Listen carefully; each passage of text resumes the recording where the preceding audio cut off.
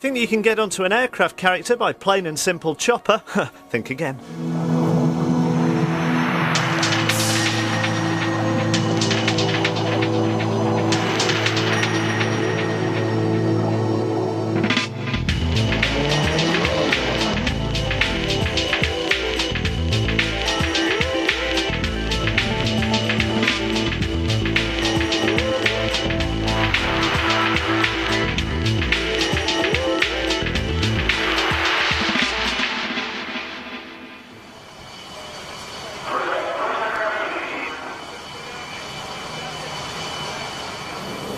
You know, I've done 150 miles an hour in a car many times, but I've never felt the need, while doing that speed, to run into a brick wall. I felt that my life could be complete without discovering what it's like to do 150 miles an hour to a dead stop in 2 seconds. But I'm about to find out exactly what it's like, because in a minute, I'm going to land on that. I had some erudite lines planned as the plane careered toward that tiny runway.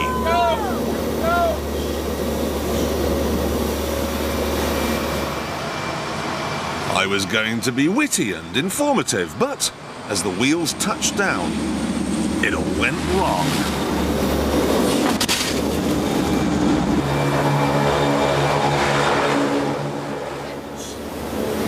I guess that's what they mean by the dumbing down of television. But at least I did better than the producer, who just sat there looking... well, looking like he just landed on an aircraft carrier, actually. Another piece to camera containing the word...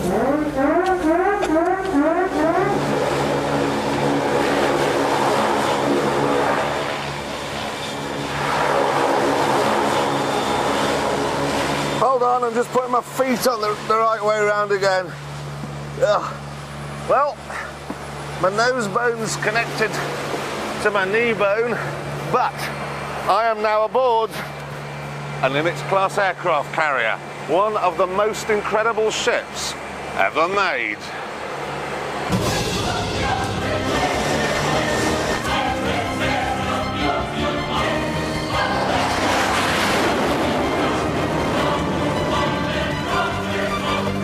This is a very, very tough ship. It's a dangerous job. The flight deck is probably one of the most dangerous places in the world to work. Our job is to project power. We are a force projection. When we go into the Gulf, we want people to know that there's a lot of punch and there's a lot of power provided there. This one is called the USS Dwight D. Eisenhower, and its job is to take American planes anywhere in the world so they may drop bombs on people. And here they are, 36 F-18 Hornets, such as we used in the film Independence Day. And somewhere else in this giant 1,000-foot hangar, there are 10 F-14 Tomcats, as used by Tom Cruise in Top Gun. And that's it. 46 planes. Everything you're going to see in the next half hour is designed solely to put these 46 planes into what the Americans insist on calling harm's way.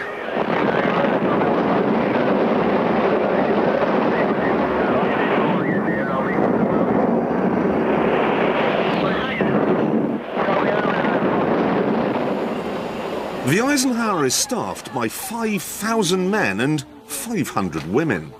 But it's not the Lurv boat. It's a capital ship, 100,000 tons of steel and fire. It's a nuclear-powered meat cleaver designed to cut the sea clean in half. Let me give you some of the numbers. There are 4 steam turbines which together develop 260,000 horsepower.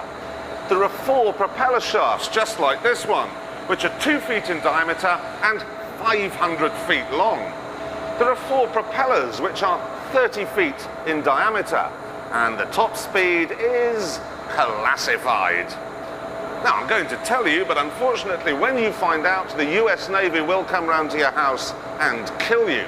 So if you don't want to know, turn your sound down now. All right? 30 knots. 30 knots. This speedboat is doing 30 knots. 30 knots means the Eisenhower can get from its home port of Norfolk in Virginia to the coast of Libya in 4 days. This is literally the race car of the seas, and it's agile and it's fast, and because of the nuclear power, pull the rods and go, and I'm there. This ship was, they started construction in 1970. Here it is, 1998, and I'm still in the original tank of gas. The ship has not been refueled yet, and it won't be refueled for a while. So how do you protect a ship which, excluding the planes and crew, is worth $4.5 billion? Well, any incoming missile will have to get past the gun, which fires 4,500 rounds a minute.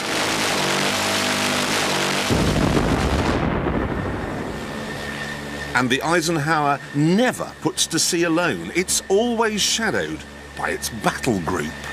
I command the Eisenhower Battle Group, which includes the aircraft carrier Eisenhower, the Air Wing, Carrier Air Wing 17, the cruisers Cape St. George and Anzio, the destroyers Stump and Deo, the guided missile destroyers Arleigh Burke and Mitcher, the submarines Newport News and Atlanta, and the combat support ship Supply.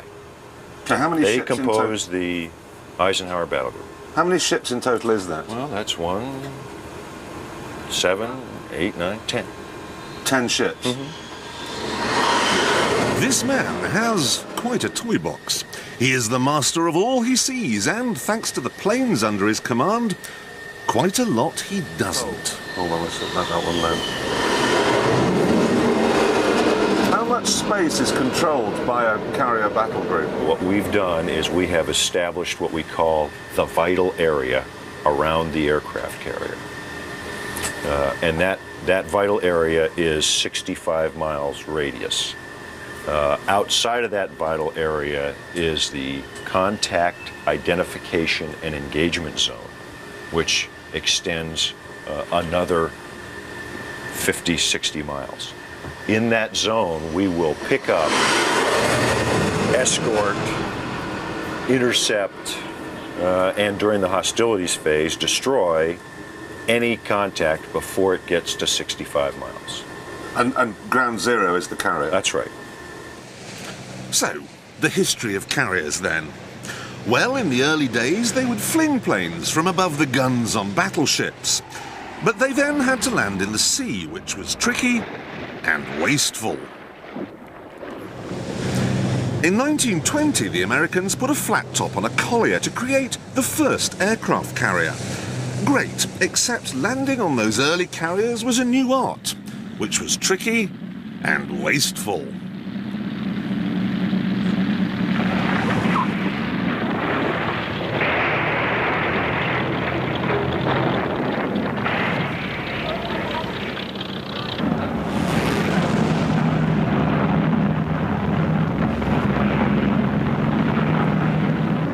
Despite the problems, carrier-based planes crippled the Bismarck, the pride of Germany's navy.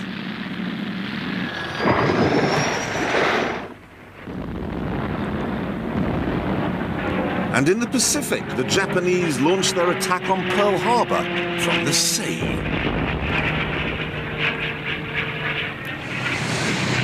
After the war, carriers took over from battleships as a navy's most important tool. And they still are. Only last month, Britain announced it was to build 2 big ones, but then they'll need people to work on them. And despite the glamorous image, that's not something I can recommend. The bowels of a carrier are hell on earth. Now, on this deck alone, there's a mile of corridors, and there are 17 decks. Now, they're interconnected by 66 stairwells. No lifts, you'll note. 66 stairwells. 33 for going up, 33 for coming down. Thanks very much.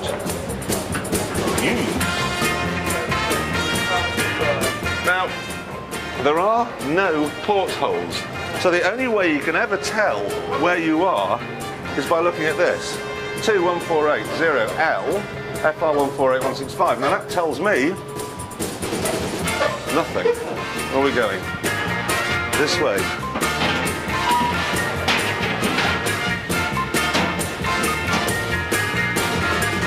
Ah, we're on the Eisenhower. USS Dwight D. Eisenhower. I know where I am. On board ship.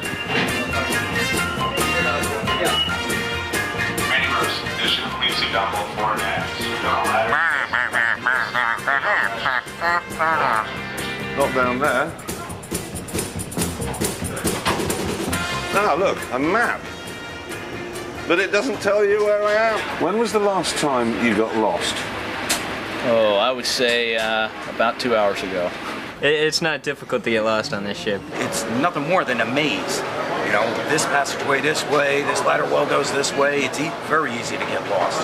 When was the last time you were lost? On it. Lost? Yeah, not lost at sea, lost in the ship, where you get to a turning and think, is it left or is it right? I can't remember. Fortunately, our Navy has a system of label plates that we put in every space, and you just look at that and go, yes, I'm lost, and help, how do I get out of here?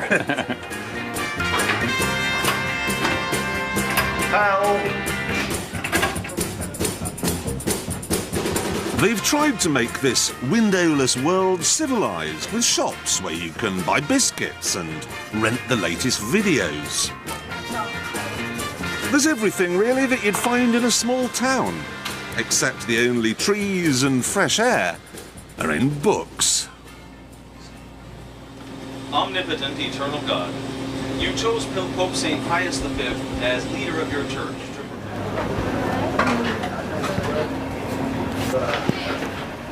You just get the impression there's not only no space, but there's absolutely no privacy. You never ever find a part of the ship without people coming at you from left and right. Each dormitory houses up to 150 men, and even the simple gentleman's art of crapping is a team sport. You can't disappear off to the lavatory with the Sunday papers, and there's no space for the Sunday papers in your bunk. Privacy? No. You have 6,000 people at any one time on a ship that's only the length of 3 football fields. Privacy is non-existent. So is peace and quiet. Cat 1, 47,000, Cat 1. Protos, pick up your recall. And all night you hear a bang, zzz. You have to get used to it. You just jump. And if you're in one of the racks, you got to be careful if you're in the middle or on the bottom, because you jump and the first thing you hit is that light that's in your rack. You learn to sleep when you have time to sleep, not when you feel tired. I don't sleep, I die. There are no such things as days of the week. Every day is a day, and for some people who never see the light of day, it's just a time on the watch. For weeks on end, all you do is work and sleep. Smoking is permitted only in 4 rooms, 2 of which are unventilated. There's no alcohol on board, and though there is a mix of men and women, you aren't allowed to play tonsil hockey. So there's no hanky-panky allowed on board? The rules in the Navy are tougher than the rules in the civilian world, and they are all spelled out, and if you choose to violate that rule, and if you're caught, I'm the guy that they're going to have to deal with. It's funny, you may not have to refuel a Nimitz-class aircraft carrier, but you do need to refuel the crew, and that takes some doing. Right now, we have a total of about $2 million worth of food on board the ship, and that will probably last between 45 to 50 days.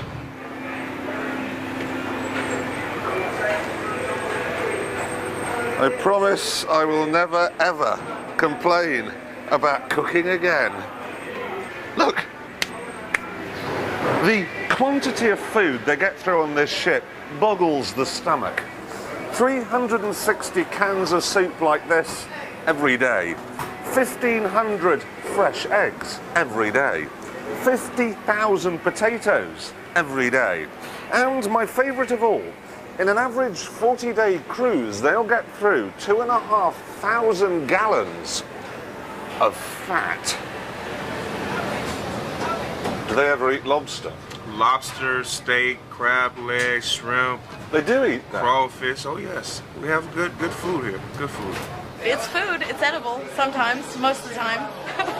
Everything they make is on the bland side. It seems like everything's fried, greasy.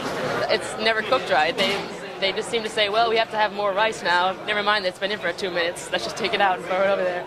It's not great. It's not home cooking, but it's all right. It hasn't killed anybody yet. And, while we're on the subject of killing... Right now we are in one of 35 weapons magazine spaces where we keep explosives, where we have cluster bombs, conventional bombs. We have approximately 4.2 million pounds of ordnance located on board Eisenhower here. Now, of course, at this point, you want to know, is some of that nuclear? To which they'll say, we cannot confirm or deny that. So, that's a yes, then. You know, they've just started to build the 14th and last ever Nimitz-class aircraft carrier. And I don't think it's going to work very well, because these things, right, they're supposed to turn up off the coast, and then the enemy goes, ooh, no, and throws their guns down and surrenders, because they're so frightening. But this new one, I think they're just going to come down to the beach and laugh at it, because they've called it, ready, the USS Ronald Reagan. Oh, bad name, really bad name.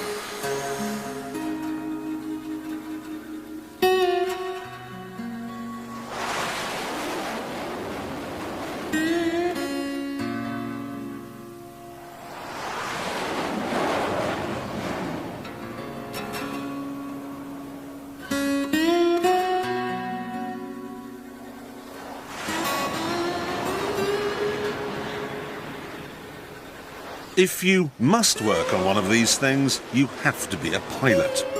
You'll get £30,000 a year and a plane is provided, but you'll be expected to land it like this. Now, I always thought that that wire stretched across the deck was like a big rubber band and the plane hit it and went boing and stopped. But that's wrong. In fact, it's a big, thick steel cable which comes down into this room, I don't know how many decks down we are, and then it's connected to this sort of big engine-y thing under here and there. And then that moves and it fills this bottom canister with, like, fluid which is coming out. And as it's moving, it turns this chain here round and round, and that turns that, which turns that, which turns that. And then something scientific happens in this cylinder here. And while that's happening, there's that fluid going in here, and it's like making all the air compressed about down here. And that stops the plane. However, all planes don't weigh the same amount. So someone up on the flight deck has to radio someone down here to say what plane's coming in, and then he can set it. That's about it, isn't it? Yes? Yes, that's right. Well, how do you do it? When the bergs come in, we have a primary operator. Up on the deck? Up on deck. That's him? Actually, that's the air boss. Right now we have it set at 540 for a Tomcat. So what's next? Do we know what's coming in next? A Tomcat's coming in right now. So we just leave it on that? Yes. So if I do that, they probably call a foul deck, and somebody's going to be answered to it. What? Short. Ramp. He missed. He missed? Yes. Well, missed what? He missed the ship? Is he in the sea? They do miss, the cable that is, quite a lot, and leave a shower of sparks in the process, but then it's not easy landing a Mach 2 jet fighter on a deck at night.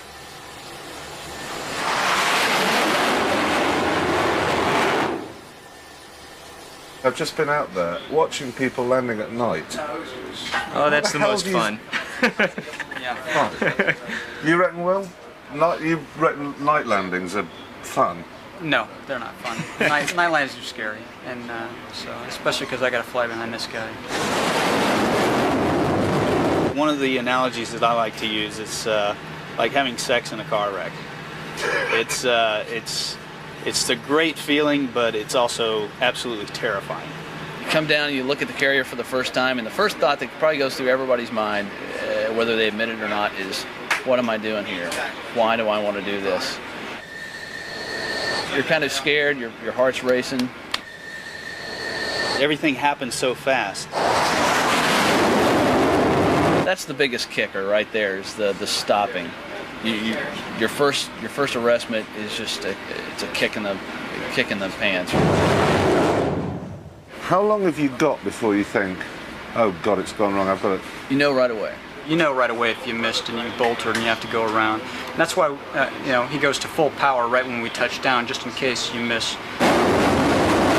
Landing these things in such a small space and in such a precise manner kind of lends itself to accidents every now and then. But doesn't that completely wreck morale for a whole tour? Actually, you'll be surprised. You'll lose an airplane, and within probably 15 to 20 minutes, you're back to the normal pace.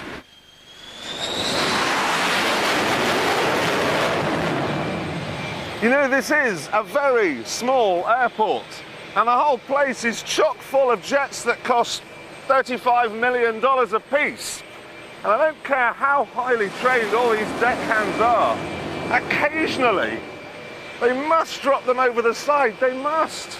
And they're going to have parking accidents, everybody does. The thing is, parking, I mean, I park hundreds and hundreds of times a year, and one time in 100, I'll scuff the wheels on the curb, maybe hit the car behind, you know. That must happen on the flight deck from time to time. You come up and find your plane's got a ding in it. To be well, it and does a note on it from someone saying, I'm sorry, I reversed into your plane. It does happen. We do have airplanes that we call them crunches. When an aircraft is taxiing into or runs into another airplane, we call it a crunch. You have airplanes not only taking off and landing simultaneously, but when an aircraft is taxiing around on the flight deck, that's just as dangerous. If it makes a turn and has to come up on the power, the exhaust is capable of blowing people off the side. If you talk to 100 pilots and you ask them what is the scariest thing that they do aboard an aircraft carrier, I would venture to say that a majority would not say the landing. The majority would say actually taxiing around on the deck. The space is so tight, they have to taxi our wheels within inches of the scuppers. The edge. Well, there's a little scupper that comes up that would keep the tire from slipping off.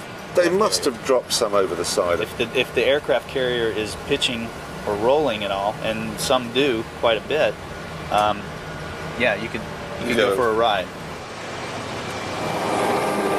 Now, when parking gets just too busy on the deck during the sails, that kind of thing, or when the planes need servicing, they use this.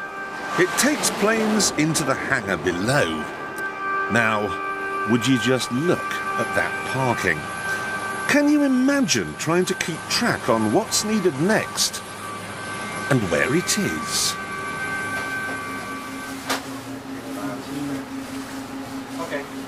Well, this is a flight deck Ouija board is what we call it here. It's an exact replica of what we have on the flight deck. It's scaled down to size, and most of the airplanes are also to scale also to fit the flight deck. This is flight deck control, and I'm in control of everything that goes on, whether it's launch and recovery, aircraft movement, running airplanes up and down the hangar bay to the flight deck. Things do get crazy, and because we have too many things going on at one time, and but we somehow make it happen.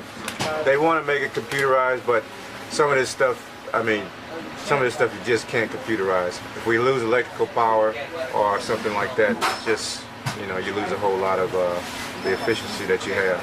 I like it this way because I can control it a lot better. Obviously, the rest of the ship is computerized.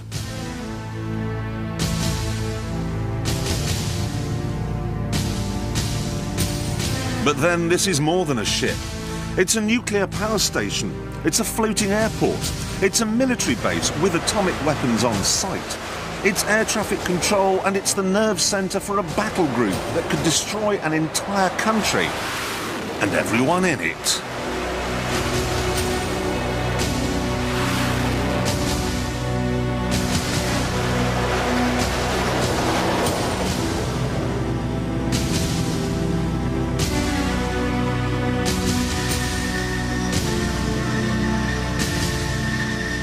In this high-tech environment, it's amazing to find that to get the planes off the deck, they're still using hand signals. And the steam catapult, a British invention from just after the Second World War.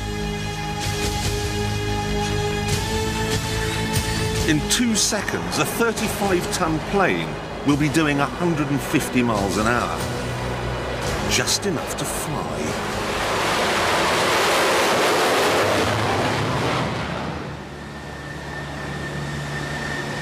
The steam catapult you've got, you must have been off steam catapults. How powerful is it?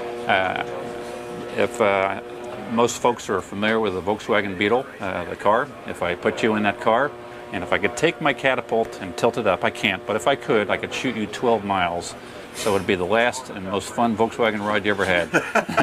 We call it an e-ticket ride. Like at Disney World, the best rides are the ones that are the e-ticket. You have the A through E.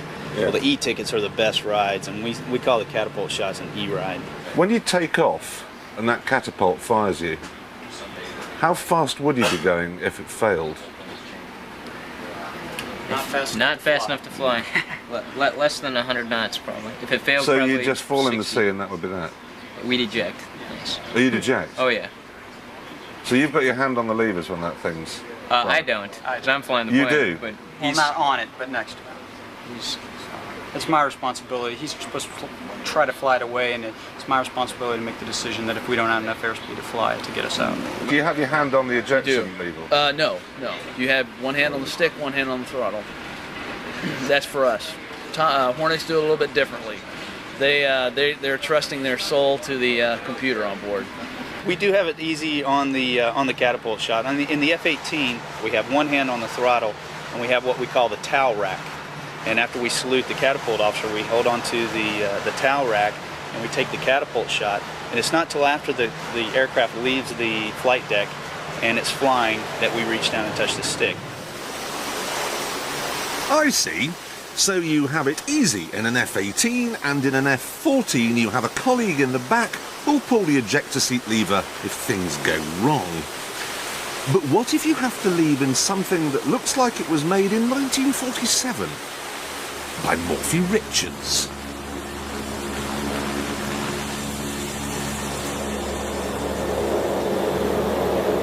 I'm sitting in a toaster, which is being powered by 2 propellers. I'm going to get shot off the end of an aircraft carrier, and when we hit the sea, the ship will run over us. Oh my God, here we go.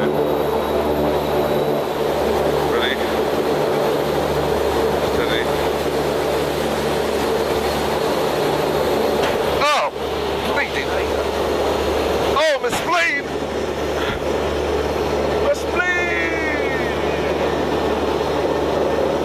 That's pretty quick. That's really pretty quick.